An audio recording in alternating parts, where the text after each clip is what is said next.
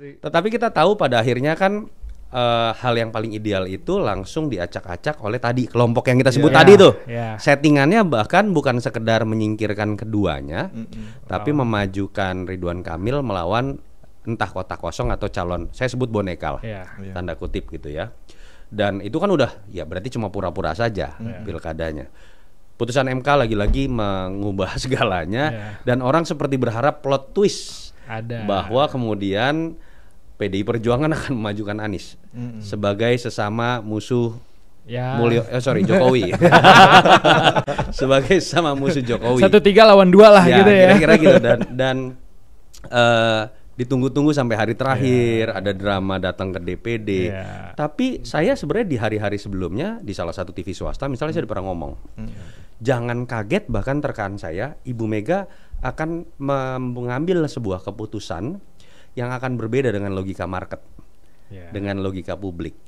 Karena menurut saya agak sulit mengambil sebuah justifikasi bahwa Anies yang akan dipilih. Karena jelas PDI Perjuangan berhadapan-hadapan dengan Anies 2017 karena salah satunya adalah diisi oleh isu yang menurut saya sangat prinsipil buat seorang Mega, isu tentang SARA. Yang kedua, kita tahu juga ini teknis ya.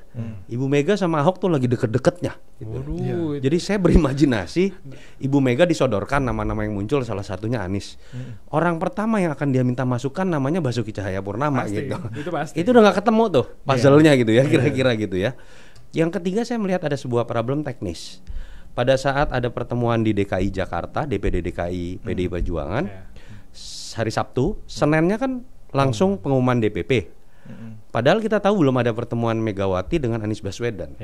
Buat saya SOP-nya setahu saya tidak seperti itu.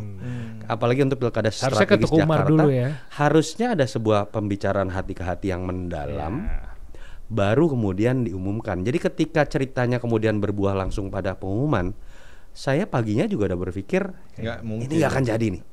Ini barang nggak akan jadi. Jadi baik secara prinsipil ataupun secara teknis menurut saya memang buat saya pribadi nggak terlalu mengagetkan. Nggak ada titik temunya. Ya, bahwa ketika kemudian orang kan Ahokers berharap Ahok nih berarti Ibu Mega tetap memegang prinsip keberagaman Ahok dong berarti. Nah disitulah kita melihat seorang Ibu Mega dari dua kacamata, keras kepala di satu sisi mulai juga lentur dalam berpolitik. Karena mungkin seorang Megawati menyadari juga Ahok ketika dimajukan surveinya tinggi, tetapi mungkin ruang elektoralnya terbatas. Dan suasana pertarungan pilkada serentak mengingat Ahok ini menurut Ibu Mega sendiri loh, mulutnya harus selotip ya Ahok gitu kan. Problemnya kalau pilkadanya 545 daerah, kalau selotipnya lepas, yang panas dingin itu adalah calon PDI Perjuangan dari 545 daerah gitu ya. Yang efeknya bukan hanya di Jakarta. Jadi disitulah muncul nama Pramono Anung. Apakah mengagetkan? Sebelum-sebelumnya sudah pernah dimunculkan, walaupun surveinya pasti kecil sekali. Pengenalannya menurut saya juga sangat kecil sekali. Tetapi mungkin Ibu Mega di situ saya lihat mulai lentur berpolitik. Ini kan orang yang dekat dengan Jokowi juga. Pertanyaannya kok Ibu Mega memajukan orang yang hubungan dengan Jokowi masih bagus? Yang masih setiap hari ketemu presiden. Apa jawabannya itu? Ya artinya menurut saya Ibu Mega ingin menang di sini.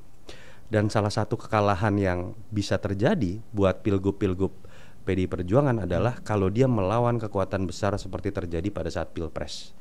Seorang Pramono Anung mungkin belum punya tingkat pengenalan tinggi, tapi dalam konteks memastikan bahwa koalisi besar yang mengkeroyok termasuk kekuasaan yang mengkeroyok itu bisa terjadi lagi, mungkin dianggap Pram itu yang bisa memecah kebuntuan itu.